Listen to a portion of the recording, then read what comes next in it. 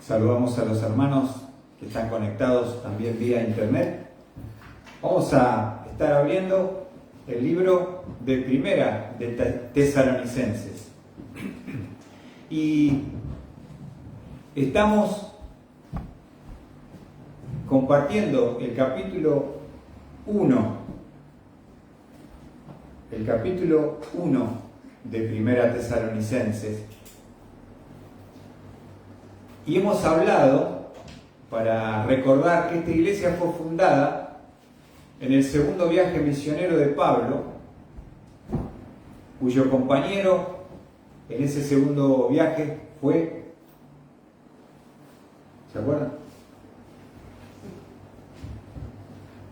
Silas, o Silvano también, ¿no? Y después en el camino, en la región de Derbe, tomaron a un joven destacado para llevarlo y sumarlo al equipo misionero, a Timoteo. Y justamente fueron a Tesalónica, a la sinagoga, y por 3 días de reposo pudieron predicar el Evangelio. Pablo estuvo mostrando que el Mesías, los judíos tenían el conocimiento obviamente de todo lo que era el Antiguo Testamento, le pudo demostrar por las escrituras, las profecías, que el Cristo que ellos esperaban debía padecer, porque había un concepto para los judíos de 2 Mesías, uno sufriente y otro reinante, y no entendían cómo era. Entonces él les aclaró que el Mesías debía padecer y debía resucitar para ser el Cristo. Esa era la marca de autenticidad del verdadero Mesías, se levantaría victorioso de la misma muerte. Ahora, y les mostró que el que cumplía todas las profecías de su sufrimiento y su resurrección era Jesús, a quien él predicaba. Y allí se van a convertir un grupo importante de judíos, otros que eran convertidos, prosélitos al judaísmo, y va a surgir la iglesia de Tesalónica.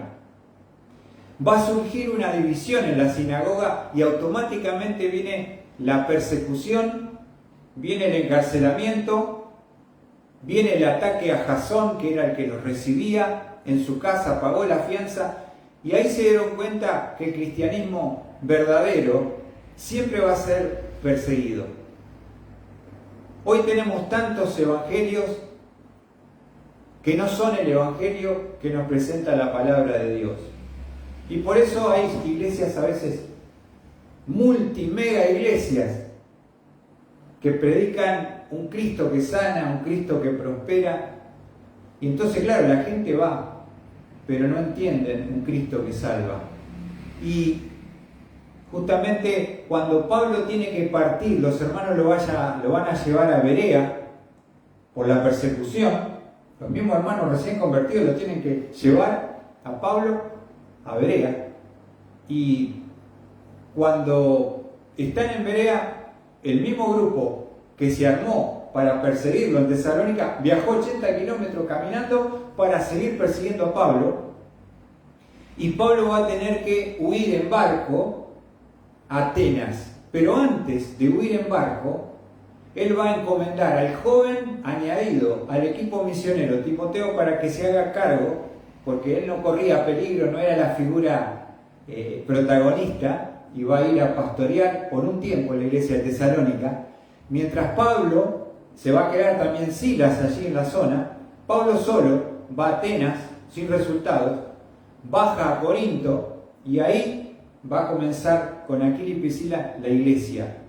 Y mientras él está trabajando, al tiempo van a descender Silas y Timoteo y le van a traer la información de cómo la iglesia recién nacida estaba creciendo.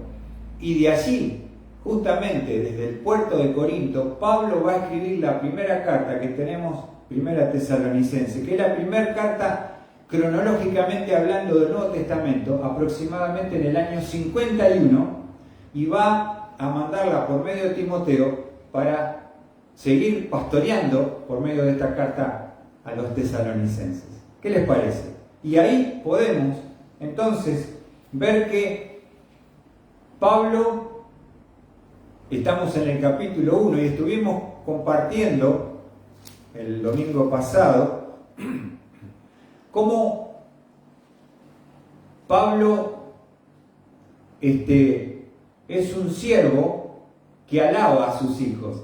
Es lindo porque estos hijos que pudo tener por la fe, estos tesalonicenses, como todo hijo, como todo bebé, lo primero que hace es imitar al Padre. Y es muy importante porque a veces nosotros hay un hábito de parte del pastor de siempre marcar los errores a la congregación, corregir, y está bien, pero muchas veces nos cuesta alabar, nos cuesta reconocer, agradecer las cosas positivas que tiene la iglesia, los hermanos. Y Pablo nos dice en 1 Tesalonicenses 1:6, y vosotros vinisteis a ser imitadores de nosotros y del Señor, habiendo recibido la palabra en medio de mucha tribulación, con el gozo del Espíritu Santo. Ellos vinieron a ser, dice Pablo, imitadores. Viste que el nene después de los 2 años te empieza a mirar y empieza a copiar. Vos querés arreglar un motor y aparece con una llave y él quiere meter ahí la manito y no sabe, pobrecito, ¿viste? Pero él ve a su padre hacer eso y él quiere imitar. Y la imitación justamente es una manera de que la persona aprenda de manera visual, es una manera de enseñar en un mundo que no entiende ni distingue lo correcto de lo inaceptable. ¿Se entiende? Ellos no entienden muchas cosas porque eran recién convertidos. Eran bebés espirituales que habían nacido. Pero al ver el ejemplo de Pablo, de Silas, de Timoteo, hombres comprometidos, hombres corajudos, que no le importaban las consecuencias, ya venían de una paliza en Filipo con Silas, ¿se acuerdan? Y fue muy duro, y la obra misionera no es algo fácil y sencillo, hay que pagar un alto precio. Pero por eso es importante no solo entregar el poderoso evangelio, sino poder predicar también con el ejemplo, para que ellos puedan imitar lo que Pablo, Silas y Timoteo habían hecho, y él se los va a reconocer y le dice: vosotros vinisteis a ser imitadores de nosotros y del Señor. Qué lindo, ¿no? Porque la idea es, nosotros tenemos que imitar a Cristo, y las personas que nos siguen tienen que ver algo de Cristo en nosotros, para poder de esa manera ver un ejemplo, no solamente una enseñanza, sino un ejemplo de lo que es un siervo, una sierva de Dios. Es muy importante. Y dice Pablo, versículo 7, y de manera que llegasteis a ser un ejemplo para todos los creyentes en Macedonia y en Acaya. Recién convertidos, mirando e imitando a Pablo, ellos eran ejemplo a otras regiones, ¿no? Porque está hablando de Macedonia y ahí está la iglesia de Filipo, y Acaya y ahí está la iglesia de Corinto.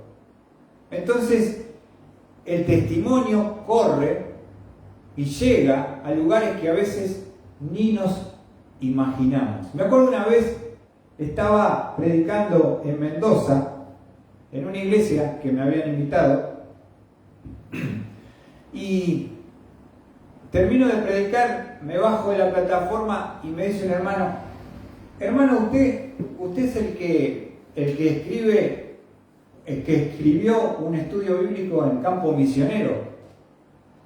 Sí, le digo, el mismo que viste y calza. O sea que él, sin haberme visto jamás, a través de la revista Campo Misionero, me permitieron compartir un estudio. Él lo había leído, lo había atesorado y pudimos tener un contacto personal. Yo me quedé asombrado, me decían tiraje que tenía la revista a los países que llegaba. Y a veces nosotros no nos imaginamos cómo se puede extender el ejemplo y el testimonio, glorificando a Cristo, porque dice, porque saliendo de vosotros, versículo 8, la palabra del Señor ha resonado no solo en Macedonia y Acaya, sino que también por todas partes vuestra fe en Dios se ha divulgado. De modo que nosotros no tenemos necesidad de hablar nada. Para que Pablo diga, bueno, yo ya no tengo ni que predicar porque ustedes están haciendo mi tarea. Ustedes son un ejemplo y ustedes están testificando y hablando de Cristo a otros. Qué lindo es poder tener hijos que te dan esa honra y gloria y reconocerlo. Pablo no se le escapa nada y es muy importante. Hermanos, muchas veces somos personas que siempre vemos los defectos, vemos los errores, pero nunca vemos las virtudes. Un hijo necesita, para ser seguro, el afecto y la aprobación de sus padres. No solamente, siempre es lo mismo, siempre hace todo mal, vos sos medio, te falta algo, no sos como tu hermano, que es más inteligente. Te querés matar, vos decís, pero ¿por qué? ¿Por qué nunca ve nada bueno? Yo me esfuerzo, yo trato de agradarle, pero nunca es suficiente. Y Pablo tiene ese corazón de pastor y los alaba a sus hijos. ¿Por qué? Porque dice Pablo, no tenemos necesidad de hablar nada. Ahora, vamos a detenernos en el versículo 9, porque es un versículo muy importante. Dice, pues ellos mismos cuentan acerca de nosotros, de la acogida que tuvimos por parte de vosotros y de cómo os convertisteis de los ídolos a Dios para servir a Dios vivo y verdadero. Ahora, nos detenemos ahí. Vemos el modelo de los tesalonicenses que se había extendido su testimonio, su ejemplo, y ellos habían esparcido, propagaron la palabra, difundieron el Evangelio por toda la región. Ahora, vamos a ver la poderosa conversión. Esa palabra que se utiliza allí, en el versículo 9, ¿cómo os convertisteis? Es una palabra que significa, la palabra conversión, para que tengas una idea simple y sencilla, es un giro de 180 grados. ¿Y cuál es el giro que se produjo en su mente, en su corazón y en su alma? Se convirtieron, el giro, de los ídolos. Antes ellos estaban de frente al ídolo y de espalda a Dios. En la conversión, uno se pone de frente a Dios y de espalda al ídolo. Ya no quiere saber nada con el sistema falso de idolatría, porque los ídolos son una triste sombra del lugar que debe ocupar el Dios verdadero. Cuando uno no tiene un Dios verdadero, necesita un ídolo de yeso, de madera, de oro, un ídolo de carne y hueso. Me acuerdo una vez un jugador decía, le doy gracias a Dios porque yo nunca me equivoqué en cuanto a la elección de mis ídolos. Una contradicción total, ¿no? O sea, le daba gracias a Dios porque nunca se había equivocado. Ahora, ídolo es todo aquello que ocupa el lugar de Dios. Ahora, ellos, en esa conversión, en ese giro de 180 grados, volverse de y volverse hacia significa, ¿no? Entonces, tenemos el ídolo acá, yo creía en esto. Ahora, ¿qué hago? Un giro, miro para allá, 180 grados. ¿Cómo queda el ídolo? En espalda. Y acá está Dios. Ahora, miro y sigo a Dios. Entonces, es muy importante lo que Pablo les reconoce, una poderosa conversión. Ahora, a veces hay personas que hacen una oración. No es que esté mal, yo no estoy en contra de la oración de fe, de salvación, pero el punto es que si una persona dice que hizo una oración, está bueno, pero tiene que haber una conversión, tiene que haber un giro de 180 grados en su vida, tiene que haber un antes y un después. Les quiero mostrar un pasaje que se encuentra, para entender el concepto, en Isaías 6, porque a veces uno puede estar en una iglesia por años, más cuando uno es nacido en una iglesia que no viene del mundo, que no probó y practicó el pecado y la inmoralidad y los vicios. Y uno le pregunta, ¿y vos cuándo te convertiste? Mira, yo desde la cuna, desde que tengo uso de razón, yo tomaba la mamadera y ya era salvo. Pero eso no es verdad, ¿no? Tiene que haber un momento de nacer de nuevo. Fíjense lo que dice Isaías capítulo 6. Justamente vamos a ver el llamado de Isaías. Isaías va a tener una visión del Cristo glorificado, sentado en el trono. Y cuando uno ve la visión del Cristo glorificado y su santidad, reconoce su pecado, su incapacidad, y dice la palabra en el versículo 7, Isaías 6:7, y él tocó mi boca y dijo, he aquí, esto ha tocado tus labios, es quitada tu iniquidad y perdonado tu pecado. El ángel va, porque él decía que tenía labios inmundos. Cada uno tenemos una parte con la cual pecamos más. Puede ser los ojos, puede ser la mente, puede ser la boca, puede ser la mano, ¿no? Isaías tenía un problema con la boca. Labios inmundos, dice. ¿Y qué hace Dios? Los santifica. Ahora, después que lo santifica,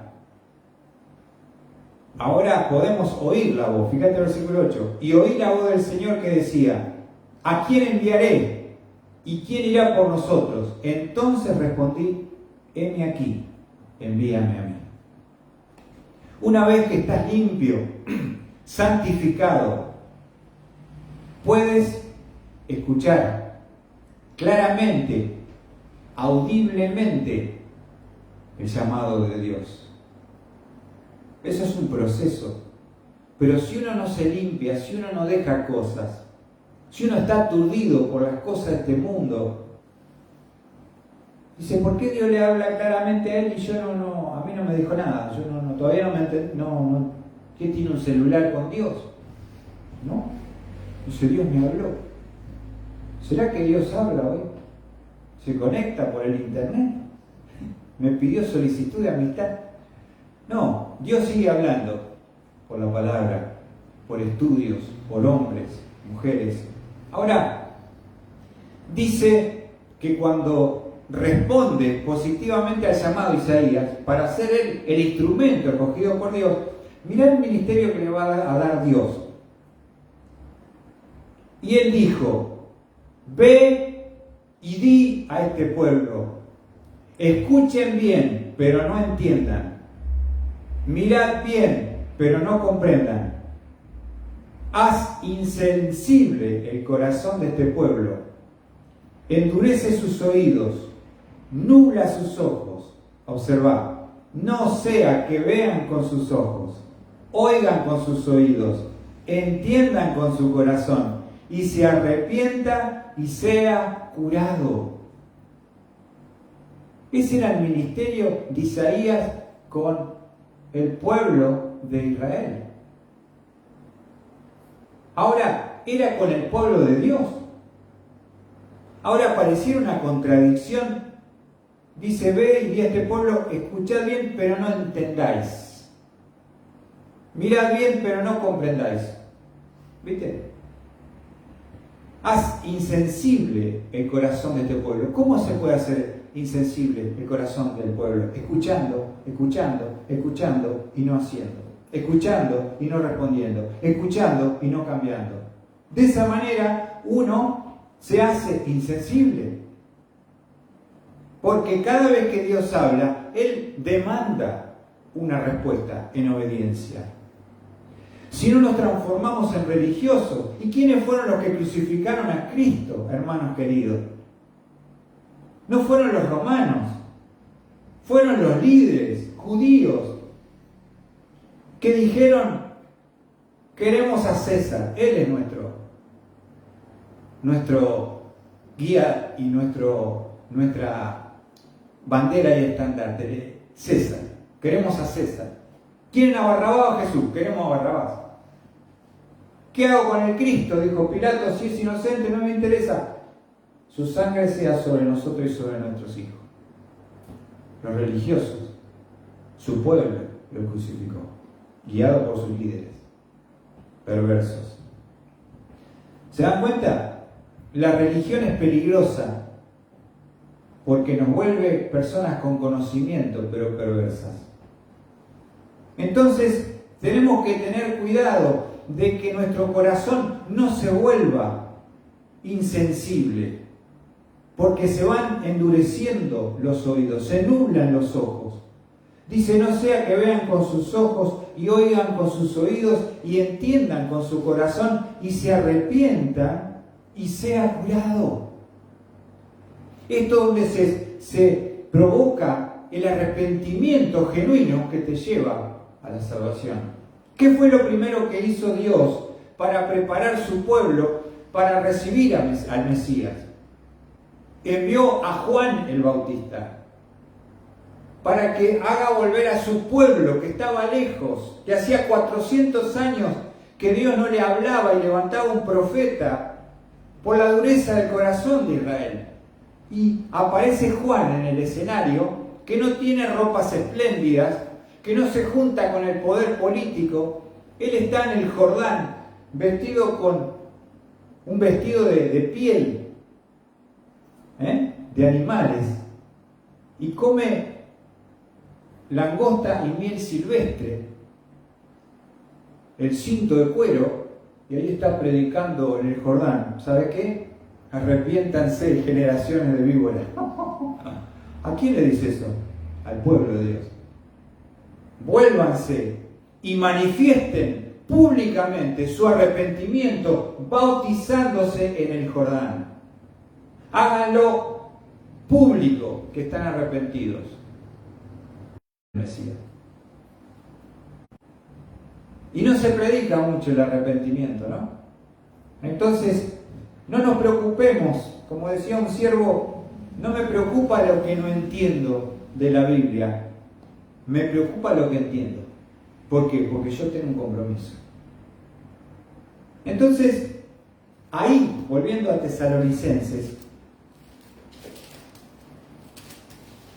en estos hermanos, en esta iglesia formada, hay una verdadera conversión, giro de 180 grados, arrepentimiento que los condujo a la verdadera salvación.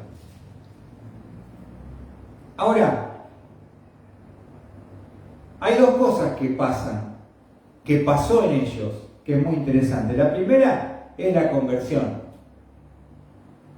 Pero fíjate lo que dice en 1 Tesalonicenses 1:9, la parte final, dice: ¿cómo os convertisteis? Giro de 180 grados, de los ídolos a Dios. Paramos. Automáticamente, otro milagro que se produce en esa conversión es en el propósito de tu vida, porque dice, para servir al Dios vivo y verdadero. O sea que vos, sin entender mucho, ya sos salvo, ya naciste de nuevo, te has convertido internamente en un siervo. La palabra siervo es douleo en el griego, pero la palabra deriva de doulos, ¿Y qué significa? Un esclavo por amor. Te conviertes, al ser salvo, automáticamente en un siervo por amor, para servir al Dios vivo. Entonces, es lo que Él les había reconocido. ¿Se acuerdan? En el capítulo 1, versículo 3 dice: teniendo presente sin cesar, delante de nuestro Dios y Padre, vuestra obra de fe, vuestro trabajo de amor. Hay un trabajo instantáneo, automático, que se genera en tu corazón de siervo por amor, que tú quieres hacer algo por ese Cristo que te acaba de salvar. No puedes permanecer pasivo, sentado, inactivo. Tienes que hacer algo, porque Dios pone en tu corazón ese deseo. Entonces, ya recién convertido el bebé, ya quiere hacer algo, ¿no? Quiere servir. Y Él lo había reconocido: el trabajo de vuestro amor.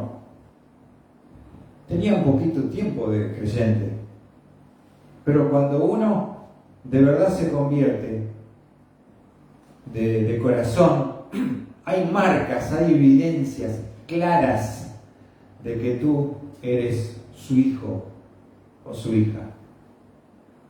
No es algo que te deben amenazar para que hagas, culpar para que hagas. Tiene que nacer de tu corazón, decir: yo tengo que hacer algo por Dios.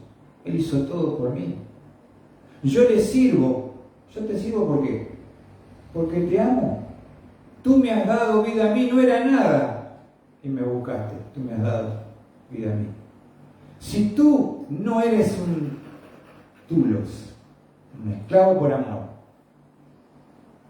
y dice que has nacido de nuevo y nunca te has involucrado en nada, en algún momento hay que preguntarse si uno verdaderamente ha experimentado esa verdadera y genuina salvación. Ahora, vamos a ver con la ayuda de Dios el versículo 10 en esta noche. Un versículo magnífico.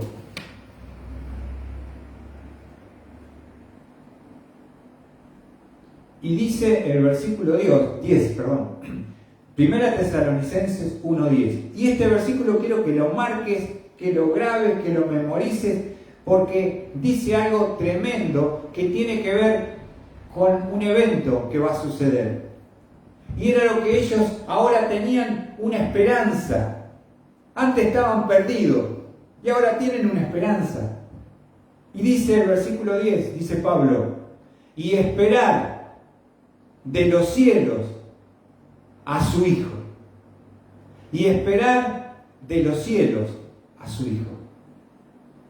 Ahora, nosotros, los creyentes en Cristo, ¿cuál es nuestra esperanza?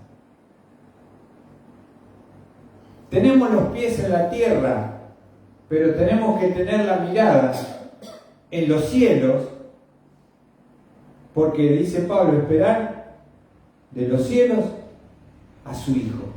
¿Cuál era la visión y el enfoque de los tesalonicenses? Y esto es algo que quiero aclarar, porque hoy en día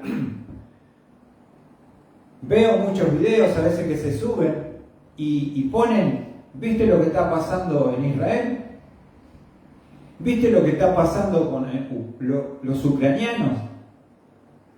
Y así, ¿viste el terremoto en Haití? Viene el Señor, ¿no? Porque uno está mirando. Fíjate dónde estaba puesta la mirada de los tesalonicenses. Quiero que vos lo veas. ¿Estaba sobre sus circunstancias? ¿O estaba enfocado a la venida de Cristo? Y quiero decirte algo, que para la iglesia de Cristo no hay señales para su venida. No necesita señales. Quiero que lo marques. Sino que la iglesia primitiva, como la iglesia de la actualidad, tiene que vivir a la luz del inminente retorno de Cristo. Debe vivir a la luz del inminente retorno de Cristo. No mires tus circunstancias, no mires la guerra allá, y por eso el Señor viene y viene un terremoto. ¿Sabes cuánto hace que pasa esto? Miles de años. Decir la verdad, la Primera Guerra Mundial decían todos, Jesús ya viene. La Segunda Guerra Mundial, Jesús ya viene, y todavía no vino. ¿Pero por qué? Porque no esperamos en la iglesia señales. Vos me decís Mateo 24, 25, esas no son señales para la iglesia, son señales para Israel. Mal interpretadas, a veces en la hermenéutica. No distinguimos la iglesia de Israel. Para Israel hay señales perfectamente establecidas, pero para la iglesia no, sino debemos vivir a la luz del inminente retorno de Cristo. ¿Se entiende?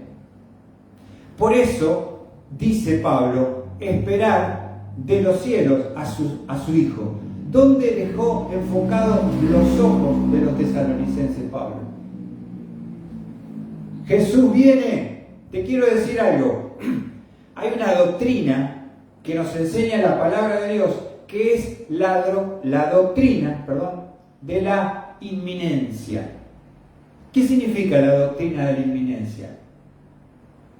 Que lo enseña la palabra, que Pablo, que Juan, que Pedro, cualquiera que vos quieras, estaban esperando la venida de Cristo en ese momento.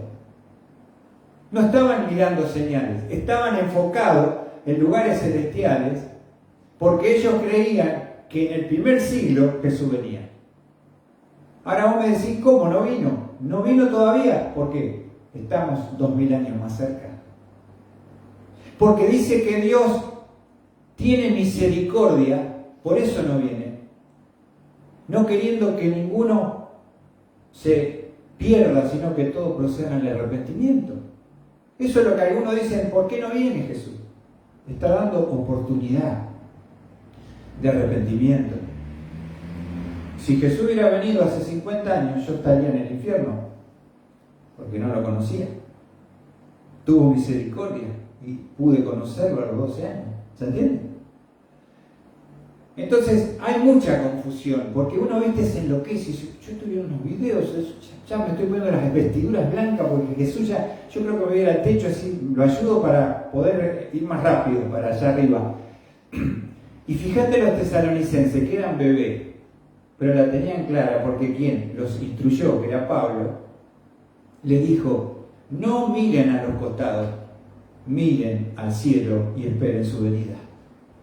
Es inminente el retorno de Cristo. Te muestro algunos pasajes para mostrarte a qué se refiere la doctrina de la inminencia. Quiere decir que Cristo podía venir, ¿cuándo?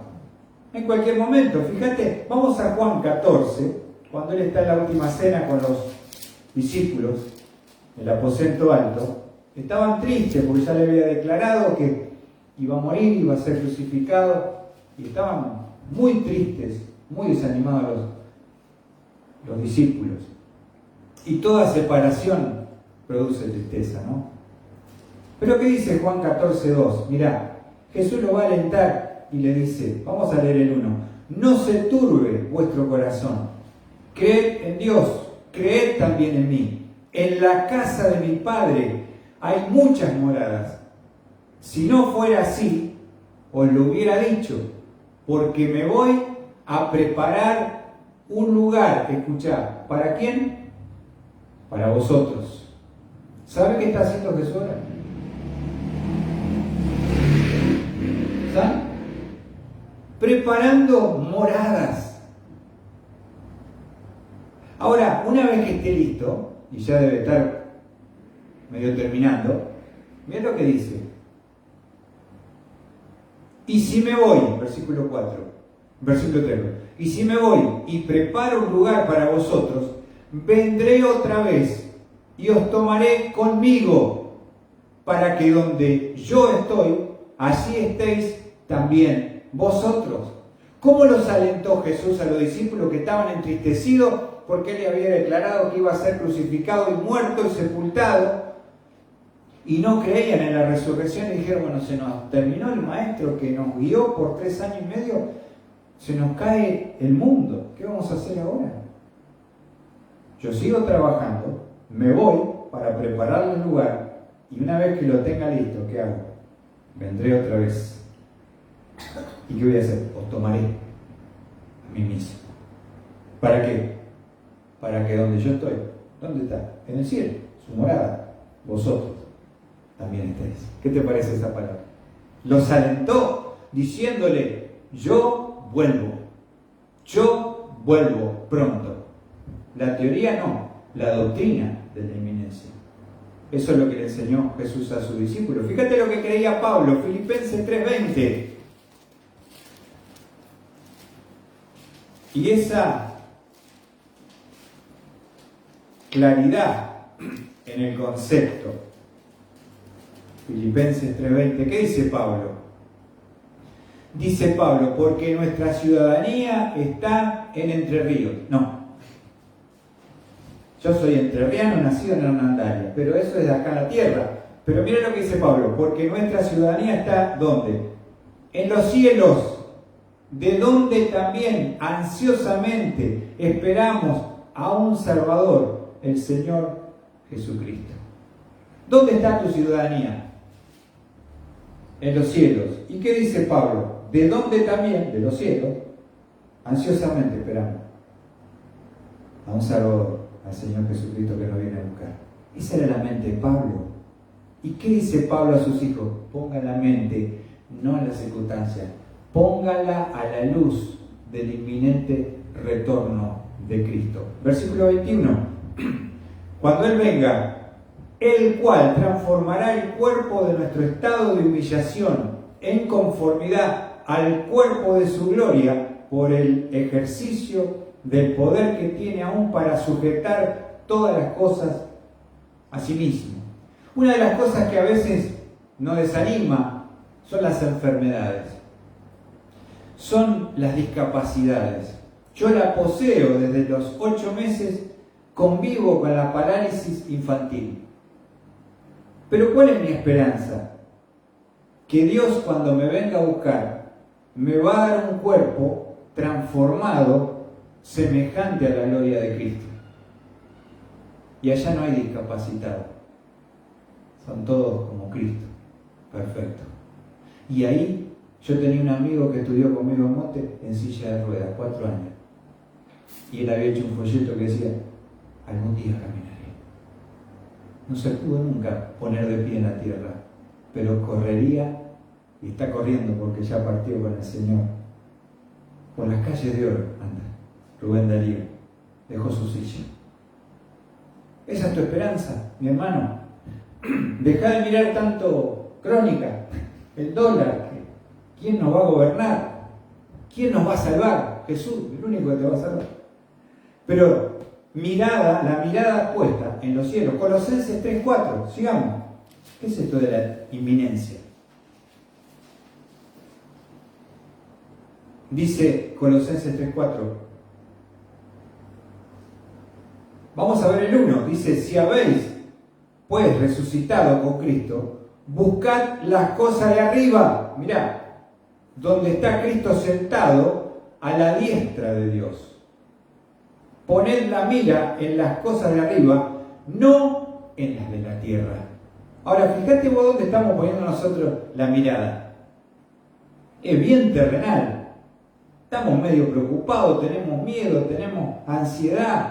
¿Cuántas cosas? ¿Por qué? Porque estamos mal enfocados, mirando las cosas de esta tierra temporal. Dice, porque habéis muerto y vuestra vida está escondida con Cristo en Dios.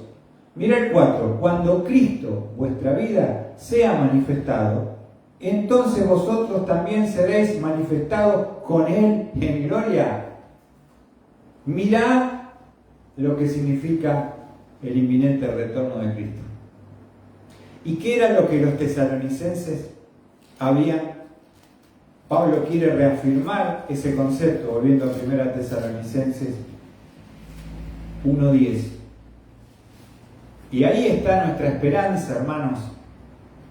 Ahí termina todo temor.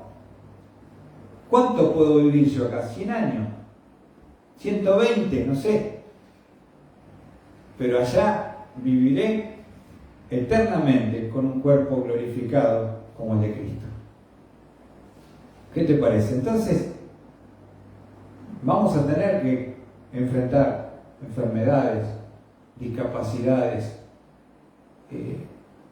aflicciones, tribulaciones. Es parte de estar en este sistema. Pero dice, esperar de los cielos a su Hijo, el cual resucitó de entre los muertos. ¿Qué era lo que él les había enseñado en la sinagoga cuando les testificó? Que él resucitó de entre los muertos. Es decir, a Jesús. ¿Escuchá? Jesús, Salvador. ¿Quién? Mirá la promesa.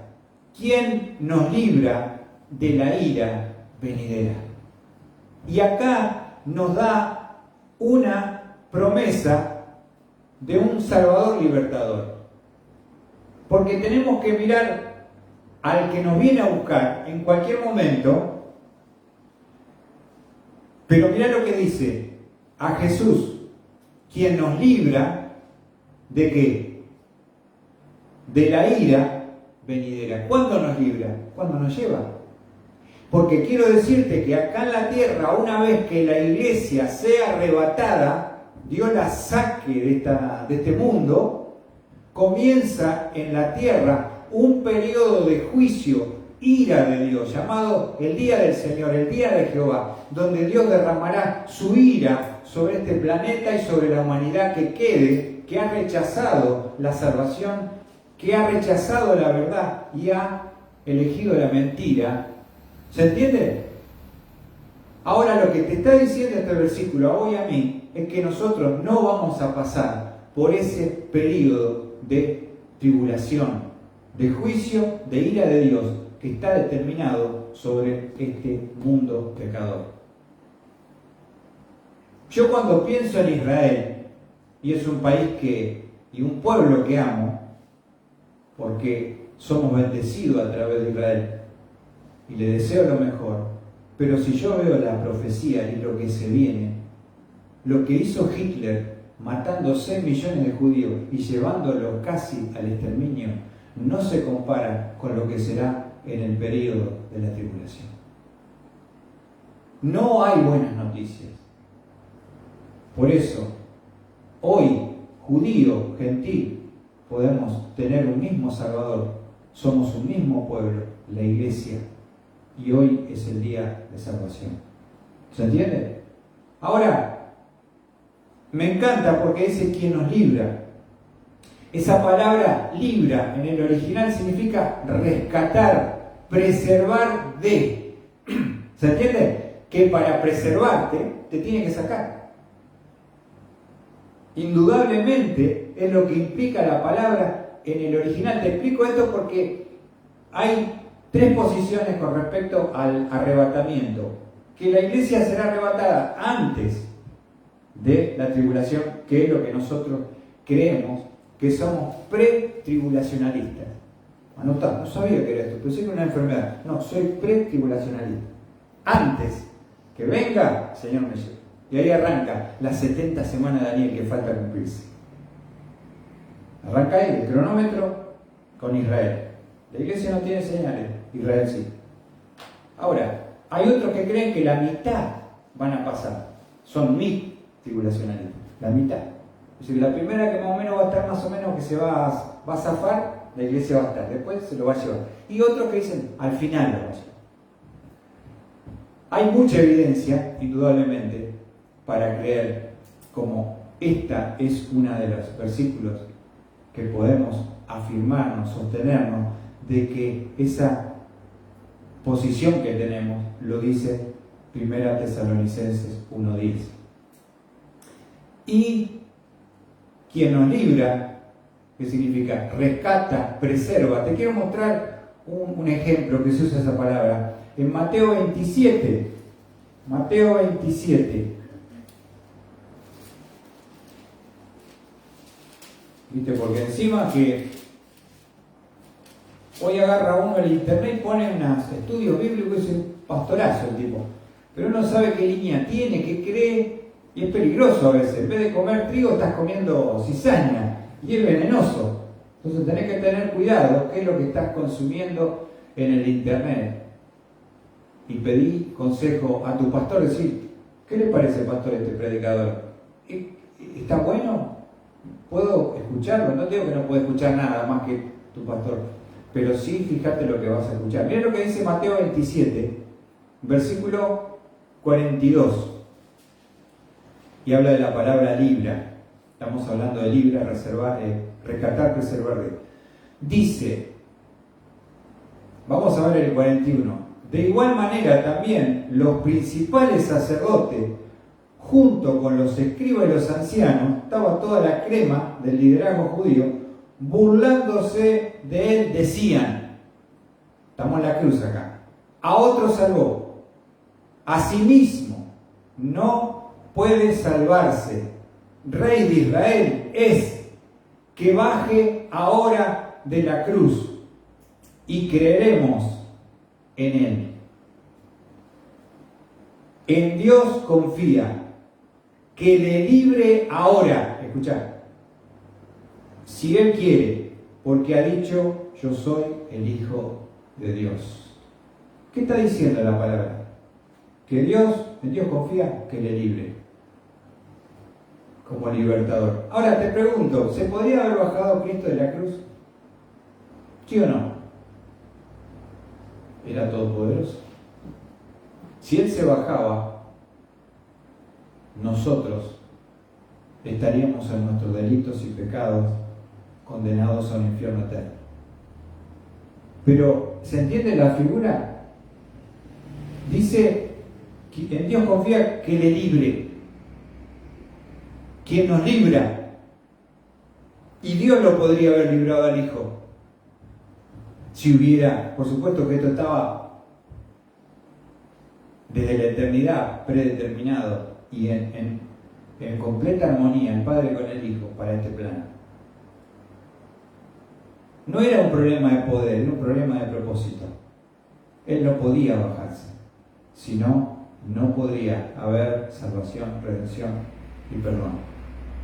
La ira de Dios fue derramada sobre el Hijo, para que no sea derramada sobre ti. Y de la misma manera, el Hijo vendrá como libertador, llevarse a su iglesia, para librarlo de la ira venidera que será desatada sobre la tierra por 7 años para empezar la tribulación, donde será terrible, donde la gente dice Apocalipsis, lee del 6 al 19, todo lo que va a pasar durante ese periodo. Y Dios como libertador nos librará, antes nos llevará. Por eso tenés que mirar al cielo, esperar de los cielos a su Hijo, y cuando su Hijo venga, ¿qué pasa? ¿Nos librará? ¿Se entiende? ¿Por qué? Pues ya nos llevó. Y sabe que después que la iglesia sea arrebatada, raptada, comienza el cronómetro de la semana 70 de Daniel, y todas las señales de Mateo 24 son para Israel. Pero nosotros ya estamos en la casa del Padre, ya estamos glorificados, ya estamos en el tribunal de Cristo. Eventos que van a pasar arriba, mientras en la tierra se está desatando el infierno y la ira de Dios será derramada. Entonces este maravilloso versículo, para terminar, lo leemos, nos promete la promesa del gran Salvador, libertador, como ellos tenían el Mesías libertador. Será, hermanos, fue el que nos libertó de la ira en la cruz, y será el mismo que cuando nos lleve nos librará como libertador de la ira que va a venir y va a caer sobre esta tierra, llamado el día del Señor de Jehová, que lo vamos a estudiar porque Pablo lo va a explicar más adelante en esta y en la segunda carta, porque hay mucha confusión entre una venida y la otra, ¿viste? Ya es una ensalada teológica, escatológica, entonces la gente tiene mucha confusión. Pero tomá este versículo, grabalo, memorizalo, porque acá te dice, esperar de los cielos a su Hijo. Mirá dónde tiene que estar enfocada tu mente, en la venida del Hijo, el cual resucitó entre los muertos, es decir, a Jesús. ¿Y qué hace Jesús, el libertador? Quien nos libra de la ira venidera. Qué hermosas palabras, qué hermosa promesa. Saber que nosotros no vamos a estar en ese periodo de juicio. Por eso se llama a este tiempo la dispensación de la gracia. Nunca Dios ha mostrado su favor con simplemente creer de todo corazón en Cristo, en su sacrificio en la cruz. Tú eres salvo. No tienes que poner plata, ni traer un cordero, ni cumplir la ley, ni caminar hasta Luján, hasta Jauregui, donde vos quieras. Ya todo lo hizo Cristo en la cruz y te regala una salvación perfecta y completa que le costó su sangre, su sacrificio en la cruz del Calvario. Y Él ya me libró de la ira de Dios cuando murió en la cruz. Y el Padre le dice, Padre, ¿por qué me ha desamparado? Porque Dios estaba derramando toda su ira sobre su Hijo.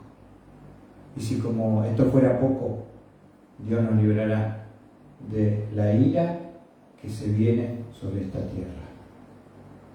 ¿Cómo? Cristo nos viene a buscar pronto. Deja de mirar. Informate, sí, no te digo que viva en una caja de fósforo. Pero no te alertes, no. No digas, no, está pasando, ya viene. No hay señales. Acordate. No hay señales para la iglesia. Debemos vivir a la luz del inminente retorno de Cristo. Y eso es lo que los tesalonicenses debían poner sus ojos.